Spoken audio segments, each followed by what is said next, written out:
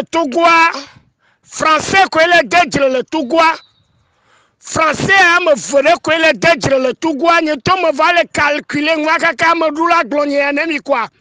Français me voyait appeler le tout ennemi le Togois to. Français le carton comme me que mon papa dit que de ne pas laisser le. Si vient français veut quoi ben en aucun cas lui ne peut jamais faire. Français me vraiment que le déjre mia doum. Français le cabanare. Mon papa dit que de ne pas laisser le français le cabana. En aucun cas, lui ne peut jamais faire. Un français m'a dit. Il m'a fait comme il veut pour français me fait mal. Mon papa dit que de ne pas laisser le pour. En aucun cas, lui ne peut jamais faire. Oh! Un cabacbéa. Mais des français, on a les miens doumonnés, miens volo. Bon, il y a un homme là. Bon, il y a un homme là, innocent. Et voici une feuille de route qu'on nous a présentée comme un idéal pour le Togolais. Certains ont dit c'est à 75% parfait. Et cette feuille de route à laquelle il n'y a pas de garde-fou, on se rend compte que ceux-là qui sont venus la dernière fois pour certifier cette feuille de route n'ont pas un réel pouvoir pour contraindre le parti au pouvoir qui a dit que le train est déjà en marche. Et pendant que le train est déjà en marche, où est la place des facilitateurs dans ce train-là? Où est la place du comité de suivi? On ne le sait pas. Et donc pour moi, il me semble que le comité de suivi est sous la bannière des deux facilitateurs et qu'ils avaient dit qu'ils allaient rendre compte des activités, des choses qu'ils ont discutées aux deux facilitateurs, Nana Addo et Alpha Condé. Ouais, c'est ce qu'ils ont dit, mais ils vont rendre compte, mais pour le moment, le gouvernement leur dit et dit au peuple togolais que le train est en marche. C'est quel train? Je crois que c'est le train de la CENI qui a commencé par travailler. Alors si le train de la CENI a commencé par travailler et que ceux-là, le comité de suivi, n'est pas dans le train ou bien peut-être elle a remorque arrière, je ne sais pas où va le train et puis et quel est le bénéfice du peuple togolais dans ce train-là? Parce que c'est un train, je me demande, est-ce que déjà l'opposition dit qu'il n'est pas dans le train? Madame Adimango a dit que le train ira et reviendra parce qu'ils ne vont pas monter à bord. Et je me demande où sont les facilitateurs. Est-ce qu'ils seront forcés de prendre le train en marche comme l'opposition? Moi, je ne sais pas. Et ce que moi je dis, c'est que pour moi, c'est un non-lieu. Ce n'est pas un sujet à discuter avec le peuple togolais parce que le peuple togolais ne se trouve pas, ne se trouve ni dans ce train, ni dans les accords qui ont été signés. Voilà, c'est ma position. Le peuple togolais ne se retrouve pas dans cette feuille de route. Et donc, est-ce qu'aujourd'hui, selon M. Agboibo, il semblerait que la C14 est en train d'être dupée par la CEDEAO où ils étaient dans un marché de dupes. Est-ce que vous partagez aussi cet avis de Maître Yanvier Agboibo? Absolument, absolument. Écoutez, on a comme l'impression que l'opposition togolaise n'a jamais connu ce régime-là.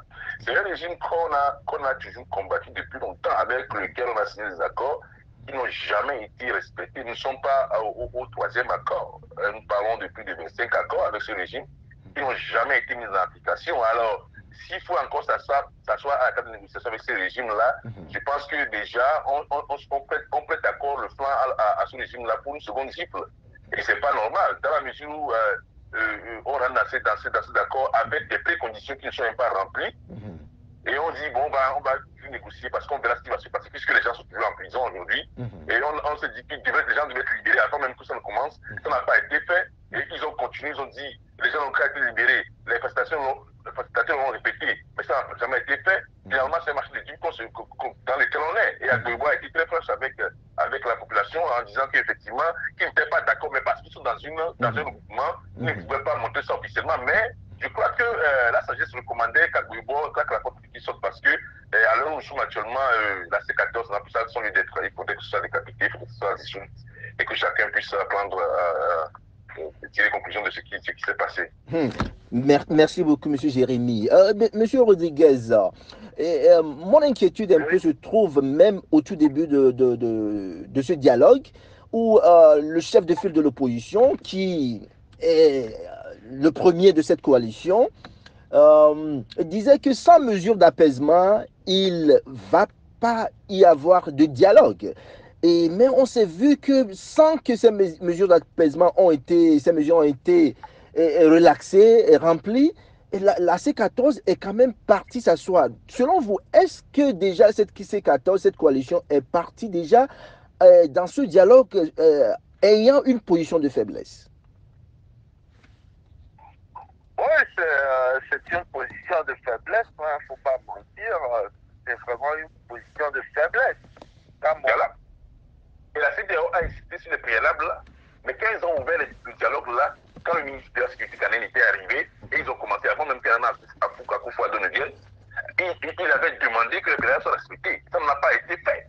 Et quand Nana Akufo-Addo est arrivé avec Alpha Condé, ils ont encore dit la même chose à l'issue du communiqué final.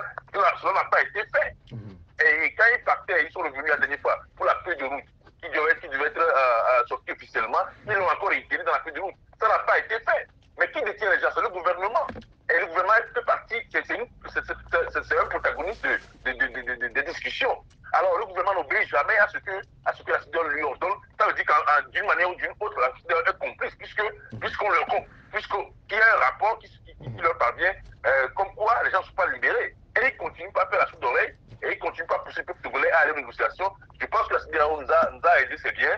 Mais alors là où nous sommes arrivés, maintenant, on n'en veut plus. C'est mieux qu'ils se retirent et qu'ils laissent le peuple se débrouiller d'une manière ou d'une autre. Et comme mon père l'a dit, les ténors, les anciens ténors là, il est temps qu'ils débattent le plancher. Parce que je vois mal comment est-ce que les gens qui sont depuis sur la scène politique pendant des années vont aujourd'hui discuter avec Bara qui était un jeune Togolais, peut-être un adolescent, pendant que ceux-là ont commencé la politique. Donc aujourd'hui, vous souhaiterez que la coalition fasse une sortie, c'est-à-dire dire au peuple qu'elle a échoué dans cette tâche de ce dialogue et recommencer la mobilisation du peuple, ou bien continuer à toujours fonctionner avec la CEDEAO, puisque ils ont les pieds et les mains liés aujourd'hui dans ce dialogue. Alors, le président l'exercice de l'OUA a été clair, qu'ils ne viennent pas imposer une décision aux Togolais, mais ils viennent aider les Togolais à trouver une solution. Mais s'ils n'arrivent pas à trouver une solution au peuple togolais, c'est qu'ils ont montré leurs limites. Alors, il va falloir que nous retournions maintenant au modèle qu'on avait commencé, qu'on avait choisi au départ, qui est la manifestation de rue, parce que jamais dans l'histoire du Togo, le régime ne s'est jamais proposé d'ouvrir les négociations. Il a fallu que l'arme du peuple, qui est la mobilisation, puisse les contraindre à le faire.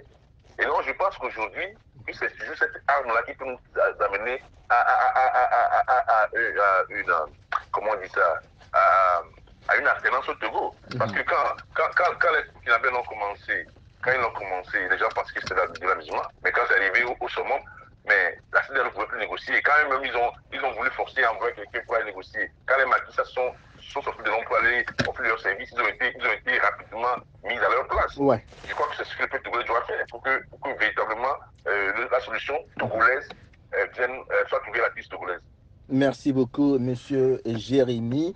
Et Monsieur Rodriguez, est-ce qu'aujourd'hui, le peuple togolais, est-ce un acquis, hein? Une chasse gardée pour cette opposition?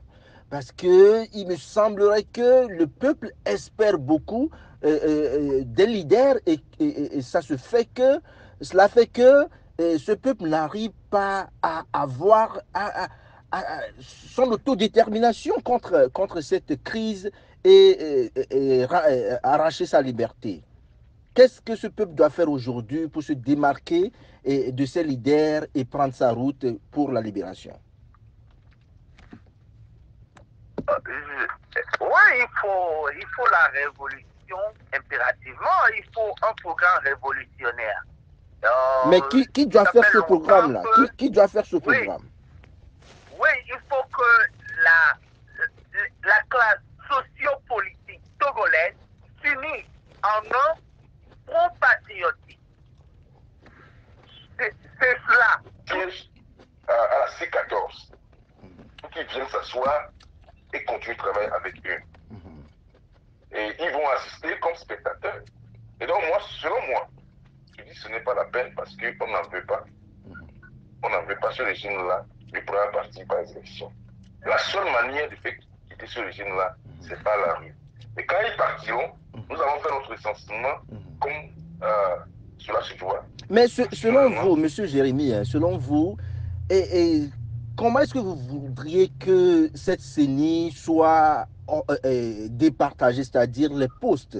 Je pense qu'il doit y avoir au moins 16 postes. Comment ça doit être réparti, Monsieur Jérémy? La CENI peut être paritaire. Ou bien on donne une place secondaire à la société civile. Parce que mon problème au niveau de la société civile, c'est que je pense déjà la société, dans la répartition actuelle, il y a, je pense, un poste ou deux qui est déjà réservé, occupé par la société civile. Ah ben, c'est quelle société civile? De quelle société civile nous parlons? Est-ce que c'est celle-là qui défend la situation du peuple togolais, ou bien celle-là qui est là parce qu'elle a un nom? Voilà, je pense que voilà, c'est un peu le problème des facilitateurs. Si on prend quelqu'un, par exemple, comme, je donne un nom au hasard, comme le père à l'oignon, ou bien à Fognon, si je me trompe, et pour occuper ce poste de société civile, le gouvernement va crier que c'est pas la personne qui devrait à ce poste, parce que et selon eux, selon ce gouvernement, cette personne parle plus pour les causes, causes défendues par l'opposition. Et si on prend aujourd'hui quelqu'un qui défend aussi un peu les positions occupées par le gouvernement, l'opposition aussi va crier. Est-ce qu'aujourd'hui, le problème du Togo est peut-être résolu par un dialogue, par un consensus? Est-ce que sans la bonne foi venant de chacun des deux partis, est-ce qu'on peut aboutir à une solution durable pour ce peuple, M. Jérémy? Les deux camps ne se font pas confiance. La situation que nous avons en face, c'est que les deux camps ne se font pas confiance. Et il y a un camp parmi ces deux qui a toujours roulé le peuple togolais dans la face. Okay? Il y a toujours un camp parmi ce camp-là qui a toujours voulu gagner à chaque élection. Et par tous les moyens. On a vu les gens qui ont saccagé nos dépôts dans ce pays. Est-ce que vous comprenez? Donc on ne peut pas continuer comme ça avec ce camp-là. Et nous ne pouvons pas permettre à ce peuple d'avoir la présidence de la CENI. Nous ne pouvons pas permettre à ce camp de contrôler les élections, tout le mécanisme électoral du début jusqu'à la fin. Si on le permet, on va encore se faire niquer une seconde fois, ou une énième fois. Donc ce n'est même plus la peine.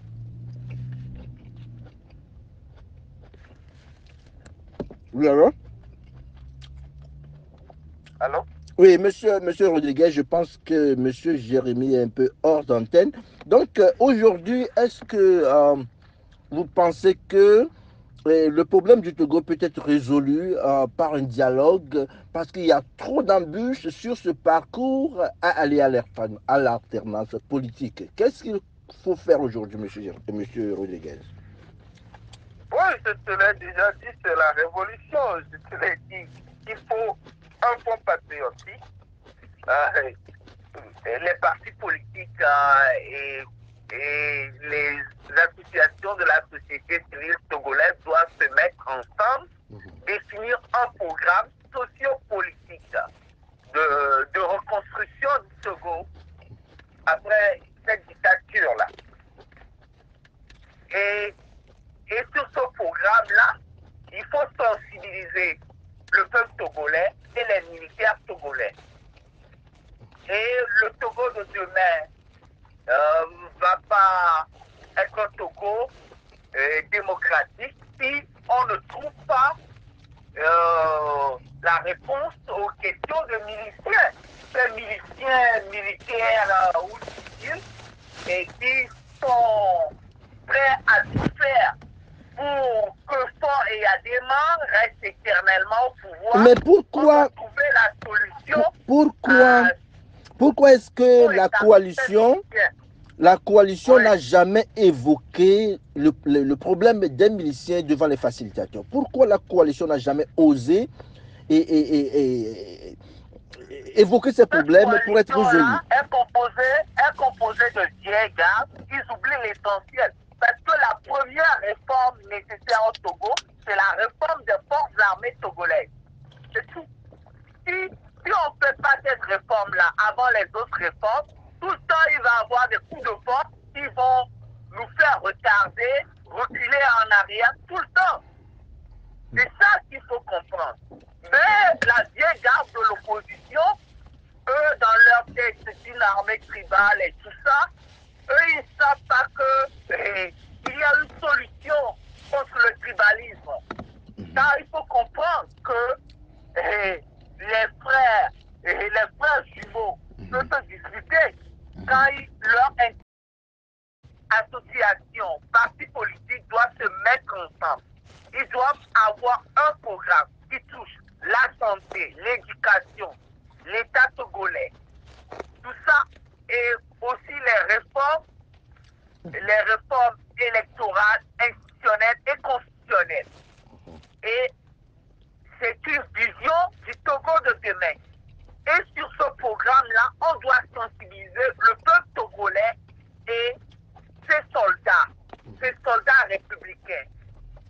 Et en même temps, les militaires et civils doivent être isolés.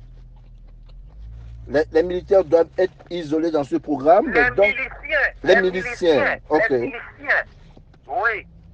Civils et militaires doivent être isolés. Et le peuple doit être prêt à combattre tout milicien qui serait contre la démocratie, qui serait contre la volonté populaire. Donc c'est ce chemin-là.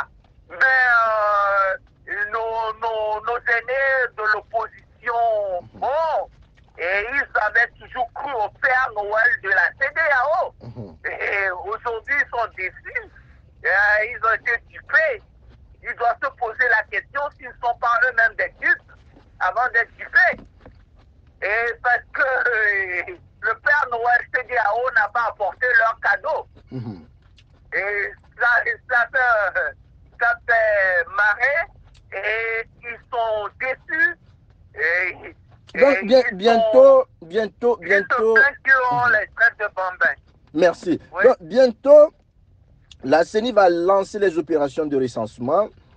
Est-ce que selon vous, vous appelez le peuple à aller au moins se recenser en attendant que les choses rentrent dans l'ordre, monsieur Rodriguez?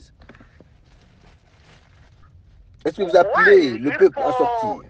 Vous savez, nous sommes une société. Donc le recensement n'est pas forcément une activité politique. Mais pourquoi est-ce que la coalition, pourquoi est-ce que la coalition ne veut pas se la coalition dans un souci démographique, la population doit être recensée. Mais pourquoi est-ce que la coalition... Même s'il n'y a pas d'élection, ils doivent aller se recenser. Mais pourquoi est-ce que la coalition ne veut pas se prononcer sur cette question et appeler le peuple à aller se recenser? C'est bientôt, je pense, c'est début octobre. Est-ce que... Moi, je crois que ils doivent aller se recenser. Les gens doivent aller se recenser parce que le recensement a un but démographique. Mais c'est la CENI qui fait ce recensement-là. Monsieur, oui, mais c'est le Togo aussi. Ok. Monsieur Richard. C'est le Togo. Ok, On peut se recenser et ne pas aller aux élections. Ok. Ah, mais Monsieur le Jérémy. danger, c'est que le recensement qui se fait va aboutir à une élection inévitablement qu'on ne le veuille pas. Et on a connu les élections qui étaient faites au Togo où une personne peut voter 10 fois. Donc tu peux te recenser, et ne pas pouvoir voter, quelqu'un va voter à ta place. Ce que nous disons ici, c'est que l'opposition devait être associée si vraiment il devait y avoir une réforme au niveau de la CENI, l'opposition devait être associée au mécanisme de recensement et assainir le fichier électoral et le fichier de recensement. Et donc, puisque l'opposition ne sera pas associée à cela, et que moi, personnellement, je dis que je suis contre cette démarche du gouvernement, je ne trouve pas qu'on peut encore les accompagner. Le peuple ne veut pas être essentiel pour aller à une élection qui est pipée d'avance. Aujourd'hui, la solution à la crise togolaise ne passera pas par les élections. On a compris avec ce régime-là qu'aucune élection ne peut les faire partir. C'est eux qui ont la présidence de la CENI. Okay? C'est eux qui ont dans leurs mains l'appareil sécuritaire. Ceux-là qui seront formés, les unités qui seront formées pour assurer la sécurité sécuritaire, c'est eux qui ont cela en main. Et donc, de l'amont jusqu'à l'aval, c'est eux qui contrôlent le processus. Il faut aller au-delà du tribalisme, de l'ethnocentrisme, tout ça. Nous avons besoin des militaires pour gouverner le Togo de demain. Donc, il faut voir tout cela et évoluer. Il faut voir tout cela et évoluer. Oui, je peux te dire que la société civile, la société civile aussi n'a pas les mains libres. Le Front citoyen Togo Debout, qui au début de la feuille de route, a qualifié cette feuille de route de vraiment une réussite pour ce peuple, mais après a vu qu'il y a des difficultés. Est-ce que la majorité des leaders, la majorité de ce mouvement sont aussi si naïfs aujourd'hui qu'ils n'arrivent pas à comprendre que le vrai problème du Togo, c'est des gens qui ont dirigé ce pays depuis 1966 et qui ne veulent pas partir. Un point, un trait.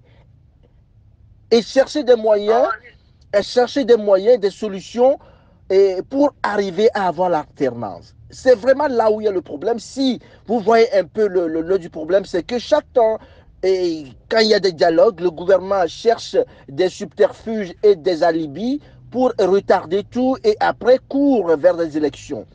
Ma question maintenant est que avril de l'année prochaine, il y aura des candidatures pour les élections d'avril 2020.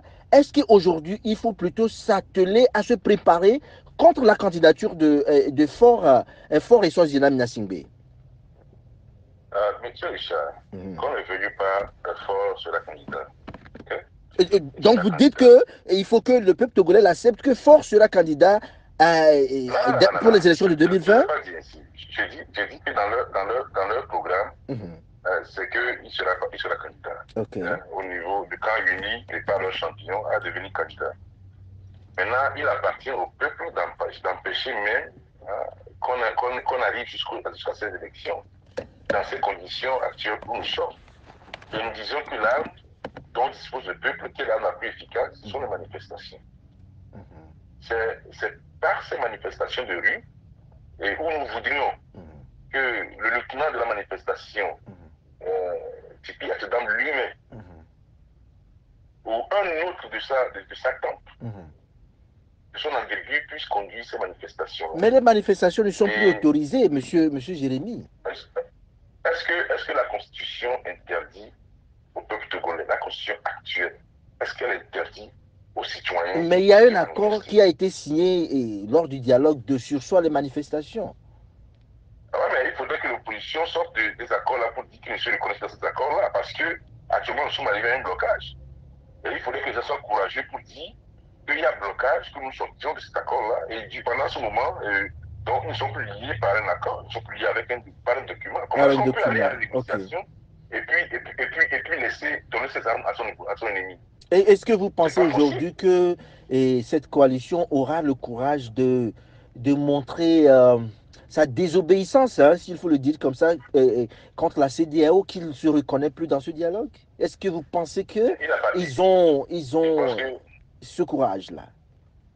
Je pense que ce courage appartient au peuple lui-même. Okay? Non, de dire qu'ils ne sont plus liés, ils sont plus liés avec le document qu'ils ont signé, le règlement intérieur qu'ils ont signé. Est-ce Non, que... les politiciens signent l'accord avec les facilitateurs. Ça, c'est leur accord, ça. Et ça nous aboutit, ça nous amène nulle part. Maintenant, il appartient au peuple de prendre son courage pour trouver un autre leader, un autre conducteur, et pour dire, bon, écoutez, on avait plus de votre accord là, et nous allons battre le pavé pour trouver une solution à ce problème. Arrêter les marches, Pendant tout ça. Et vous avez vu comment l'ambassadeur des États-Unis a pesé pour qu'il y ait cette liberté de manifestation au Togo. Et il s'est montré qu'on ces miliciens-là qui massacraient les gens dans les rues de Lomé. Et notre opposition est inconsciente, irresponsable, nulle. C'est pourquoi ils sont partis marchander le droit le droit de manifester. Tout ça. Oui, le droit de manifester contre un soi-disant la suspension des travaux et, préparatoires des élections à la CENI par le RPT Unir. C'est vraiment très grave ce que ces 14 a fait. Les Togolais vont retourner dans les jours, dans les semaines à suivre dans les rues. Mais la C14 n'est plus crédible. La C14. C'est un agglomérat de naïfs et de nuls. La C14 est un conglomérat de naïfs et de nuls. Et selon Madame Adjamagbo, il semblerait qu'ils ont aussi constaté que le peuple n'est pas du tout content avec eux. Et ils ont essayé de rectifier le tir dans leur conférence de presse du mercredi passé. Et la coalition a demandé au peuple d'être patient. Est-ce qu'aujourd'hui, après 25 ans de lutte fatiguée, est-ce que le peuple togolais a aujourd'hui le courage de se patienter, monsieur Rodriguez? Pas du tout. Le peuple togolais n'ira pas à ces élections-là. Aujourd'hui, vous allez voir qu'à Lomé, ici, et dans les villes du Togo, si cette opposition va encore aux élections, tant qu'on ne libère nos frères, tout ça, tant que les élections soient crédibles, sans les réformes institutionnelles, électorales et constitutionnelles, personne n'ira voter. Mais il y aura quand même des élections. Hein? Les gens resteront chez eux. Mais parce que les gens en ont marre aujourd'hui. Les Togolais retourneront dans la rue, mais ils ne vont plus se laisser faire. Les Togolais retourneront dans la rue. Donc, selon vous, vous pensez que les Togolais doivent retourner dans la rue. Merci beaucoup. Donc, oui, ils sont dans un schéma révolutionnaire. Dans un schéma révolutionnaire et encore à la tête les mêmes personnes qui ont conduit cette révolution ou bien il faut changer aujourd'hui il faut retraiter cette vieille garde-là. Et les Jean-Pierre Fabre, les Agoïbo, Maché, les Brigitte Adjamagbo, tout ça, il faut les retraiter, quoi. Il faut des gens neufs, peut-être il faut le retour de Sidi Achadam qui doit revenir de son exil. J'ai été déçu par sa déclaration, mais il n'est pas dans les conditions de sécurité parce qu'un de ces jours, les autorités ghanéennes risquent de le livrer aux autorités togolaises. Hein. C'est pourquoi il a dit qu'il est satisfait à 75%. On fait du mensonge. Hein. Ok. Merci beaucoup, M. Rodriguez. Ma question maintenant est pour Jérémy. D'abord, je vais citer Maître Yaovi Agboibor qui disait qu'il a été très déçu par ce qui s'est passé, car selon lui, l'élément clé à débattre était la réforme de la CENI. Et il disait que, je cite, à un moment, j'ai failli quitter la salle, mais comme nous étions dans un groupe organisé, j'ai entendu que ceux que nous avons placés à la tête de cette coalition donnent le ton. Est-ce que, M. Jérémy, vous avez aujourd'hui l'idée de qui Maître Yaovi Agboibor voudrait faire allusion dans ce qu'il a dit? Ah mais nous savons très bien que dans cette coalition, il y a deux poids. Il y a le PNP et puis il y a l'ANC. Et je crois bien que l'adhésion est surtout dirigée dans le sens dans le camp de l'ANC, où on a non seulement deux partis de poids dans le truc, comme je l'ai dit, mais encore le chef de l'opposition appartient à un mouvement ANC. Et c'est eux qui conduisent le train de la négociation. Et donc, je me dis que, à un moment donné, Gbagbo s'est senti offusqué parce que, au niveau de l'ANC, comme on a toujours connu de par le passé, il y a toujours cette façon-là, cette volonté-là de faire les choses à sa manière. Et c'est ce qui a offusqué sûrement le doyen.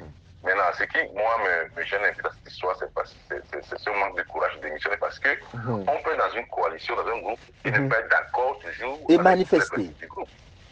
Ouais, on doit le manifester parce que, soit qu'on me dit que le groupe-là est conduit d'une manière dictatoriale, là, je comprends. Et dictature de la part de qui? De l'ANC, je ne sais pas, mais je crois bien que c'est ce qu'il y a de dénoncer.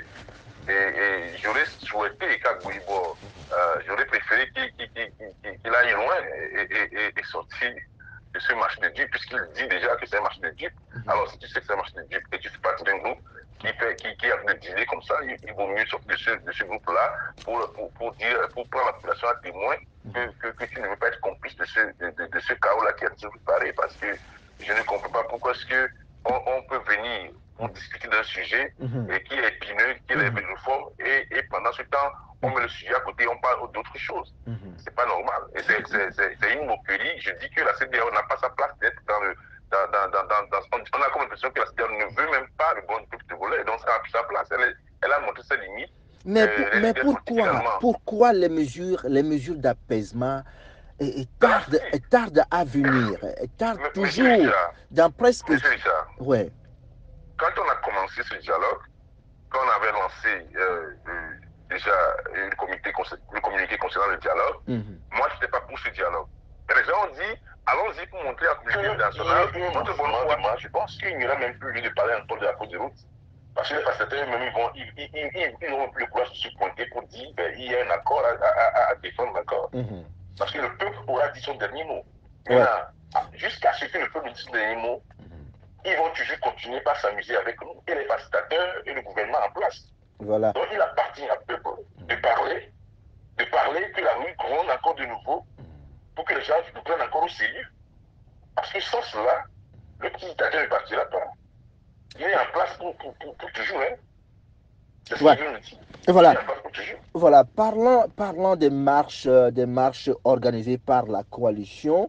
Et dans la foulée, il y a dans leur conférence presse du mercredi passé, ils ont laissé entendre qu'il y a des manifestations qui sont en train d'être prévues et qu'il y a les démarches qui sont en train d'être faites pour que ces manifestations aient lieu. Est-ce que vous pensez aujourd'hui que le régime va laisser ces manifestations tenir, monsieur Jérémy? Je ne suis pas sûr que le régime est favorable à la manifestation. La preuve, Bara avait dit que par le passé, il n'y aura plus un autre 19 août. Ouais. Et donc, dans leur pensée, c'est que plus rien encore ne va se passer à tête de nos aïeux. Mais le peuple n'a pas encore dit son dernier mot. Le peuple n'a pas dit son dernier mot. Voilà. Le peuple n'a pas encore dit son dernier mot. Eux, ils sont minoritaires devant ce peuple-là. Et au moment opportun, et quand le peuple va encore prendre les choses en main, on verra ce qui va se passer dans ce pays. On verra ce qui va se passer. Parce que les gens pensent que le pays leur appartient, ils pensent que la gestion du pays leur appartient à vie. Mais quand l'heure va sonner, le peuple va prendre son pouvoir en main, et plus rien ne pourra l'arrêter. Voilà. Merci beaucoup, monsieur Jérémy, d'être des nôtres aujourd'hui. Et donc, ma question maintenant, on tend un peu vers la fin, ma question pour monsieur Rodriguez, est-ce que même si cette CENI n'est pas réformée vu la composition actuelle de la CENI, si maintenue comme telle et selon les facilitateurs, est-ce qu'il faut, et les dates maintenues, est-ce qu'il faut aller à ces élections? Pas du tout. Il ne faut pas aller à ces élections-là. Pas du tout. On a déjà fait boycotter Ouais. des élections, hein, monsieur. L'opposition a déjà boycotté des élections dans ce pays Ouais, et il faut cela n'a rien boycotter donné. ces élections parce que le peuple togolais ne va pas aller aux élections truquées tout le temps comme ça. Il vaut mieux boycotter, hein, parce que les gens n'iront pas voter. C'est ça. C'est ça, une grande majorité des gens n'iront pas voter. Même si la coalition y va? Et, oui, même si la coalition y va, et les gens sont vraiment furieux contre la coalition en ce moment. Et donc, s'ils prennent le risque d'aller, ça sera un problème. Mais ce qui est paradoxal dans l'histoire du Togo, c'est que pour ces histoires de recensement et tout ça, l'opposition n'appelle pas les gens au recensement. À la dernière minute, ils vont aux élections, ce qui fait qu'une grande majorité de leur électorat n'est pas recensé avant le jour des élections. Et à la dernière minute, le RPT fait semblant disant qu'il ouvre un peu pour recenser les gens, mais ils n'ouvrent jamais. Donc, c'est pourquoi je dis aux Togolais que le recensement est un devoir civique. Même s'il peut y avoir manipulation, il vaut mieux avoir la carte électorale et ne pas aller aux élections. Parce que par exemple, d'avoir besoin de cette carte-là le jour-ci et on ne l'a pas. Donc, je crois qu'il ne faut pas aller à ces élections.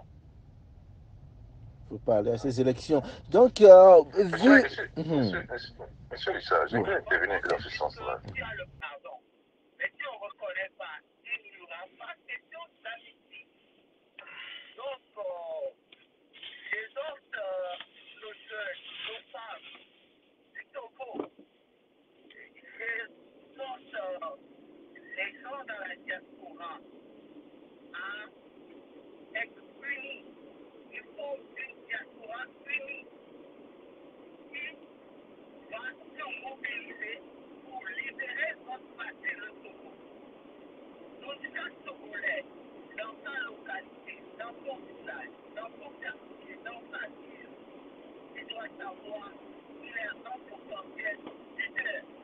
Il doit s'engager dans la résistance et dans la libération pour que le Togo se démène de l'urgence de l'humanité. Je vous remercie. Merci beaucoup. Donc, nous sommes donc arrivés à la fin de cette émission sur la radio Kézémia. Aujourd'hui, vendredi 14 septembre 2018. Rendez-vous le vendredi prochain pour d'autres éditions sur la radio. Mesdames, Mesdemoiselles, Messieurs et nos invités, nous vous remercions d'être des nôtres ce vendredi et bon après-midi, Mesdames, Messieurs.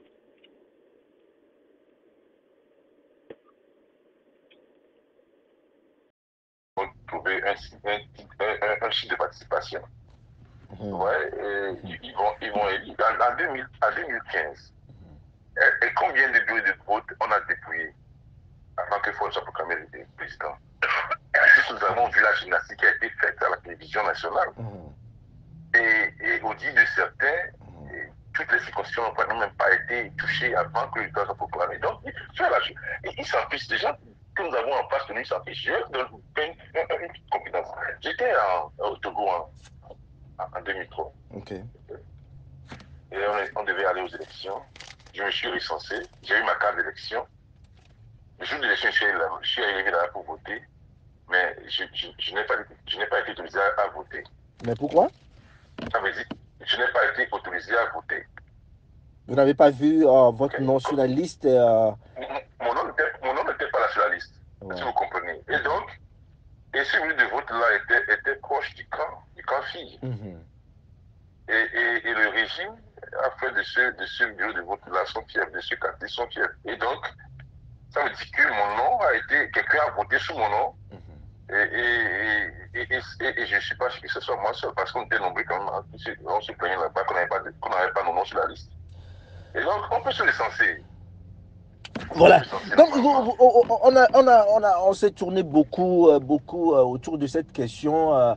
essayer d'élaborer, essayer d'analyser un peu, essayer de comprendre le soubassement de tout ce qui se passe, et les accords politiques globaux, et l'APG, le CPDC rénové.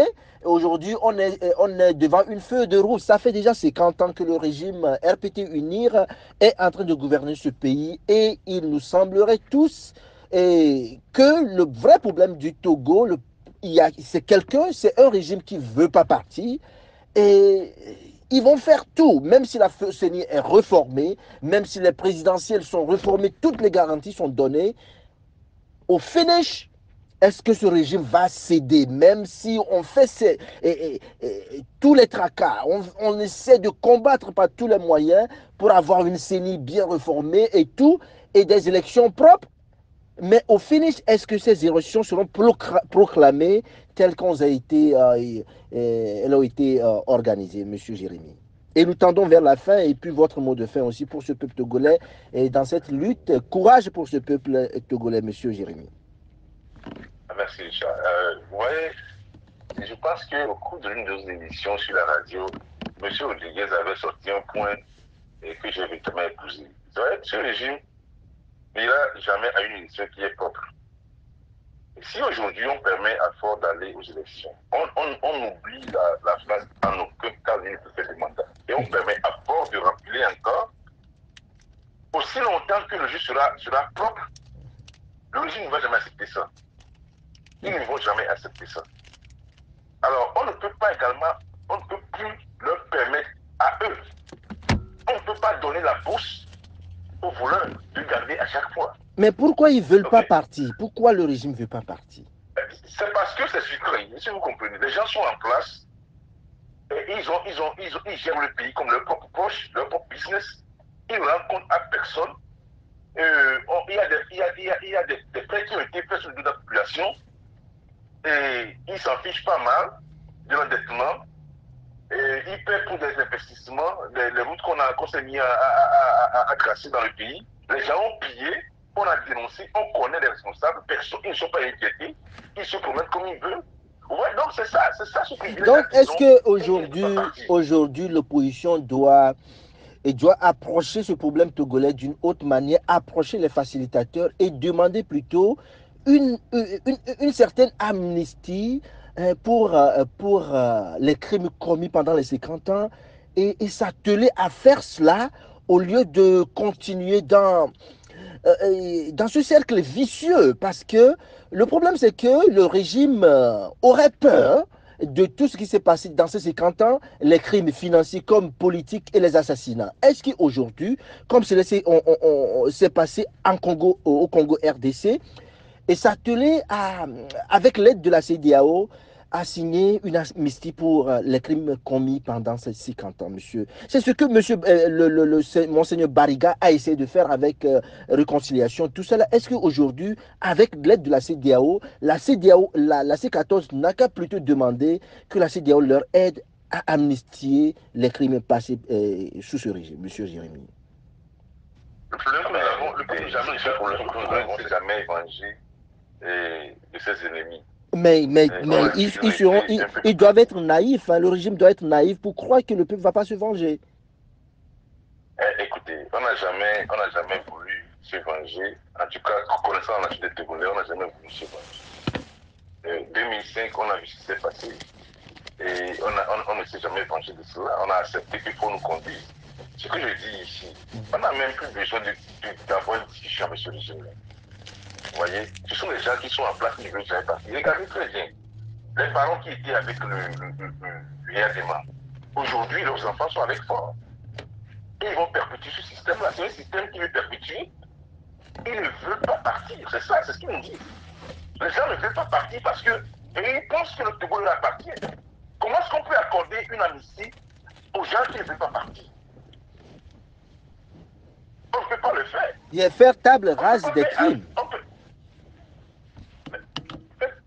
De quel crime? Les crimes économiques seront poursuivis. Ben voilà, c'est de cela qu'ils ont peur. Si vous parlez en ces termes qu'ils seront poursuivis après avoir laissé le pouvoir, eh bien, il semblerait qu'il y aura un blocus, ils ne voudront pas laisser bloquer. On a entendu parler Trimua sur une radio Africa 24 que si vous voulez prendre le pouvoir, alors prenez des armes. Qu'on le veuille ou pas, M. Richard, il faudrait que les gens rendent compte à ce peuple-là. Je ne parle pas des crimes du sang, ça c'est un autre débat, je parle des crimes économiques. On ne peut pas se permettre d'avoir un hôpital qui n'a pas de scanner et à côté, les gens amassent des trésors, et puis on va continuer par accepter qu'il nargue la population. Il faut qu'il réponde. Il faut qu'il rabatte les capitaux pour qu'on puisse réinvestir dans les peuples. Il faudrait que les peuples puissent en bénéficier. Ce serait une très bonne chose. Hein? Ce serait une très bonne chose. Si les fonds qu'ils avaient besoin de réaliser étaient investis sur place. Donc, je raconte que les gens avec qui on a affaire, ils ont pillé le Togo. Et ils l'ont emmagasiné ailleurs. Quel est le cas? Comment peut-on ajouter les gens qui ont pillé l'argent du Togo, ils l'ont mis ailleurs et qui ne se mettent pas la population? Je ne trouve pas raisonnable cette manière-là de procéder avec les gens qui ont commis des crimes économiques et qui font mourir les gens au quotidien parce que quelqu'un ne peut pas se payer un soin à l'hôpital. Simple motivité, les gens meurent à l'hôpital. C'est pas normal. Merci beaucoup, M. Jérémy. Donc, votre... Je demande au peuple, de rester mobilisé, de refumer sa confiance dans cette idée politique-là, parce qu'ils sont allés dans les négociations avec la crise politique. Et Inoka, ça veut dire autour des mouvements civils. Quand, par exemple, le révérend Alognon, qui est un homme de Dieu, qui a étalé le projet de leur structure, je pense que ce sont les gens comme ça qui va falloir que le peuple soutienne et que la diaspora également soutienne pour l'aboutissement de cette lutte-là, de Togolais. Et le courage du peuple et la victoire du peuple. Merci beaucoup, M. Jérémy. Donc, Monsieur Rodriguez, je viens à vous. Votre dernier mot pour cette conférence, cette émission, la rue d'aujourd'hui. Et ma dernière question est que, est-ce qu'aujourd'hui, vu la peur de ce régime de quitter, par peur de représailles et d'être traduit devant les juridictions du pays, est-ce qu'aujourd'hui, comme cela a été fait en RDC, est-ce qu'aujourd'hui il faut amnistier les crimes passés sous ce régime de 50 ans et faire table rase de nos problèmes et bâtir un nouveau Togo, monsieur Rodriguez? Merci d'avoir regardé la vidéo, abonne-toi et partage la vidéo avec tes proches.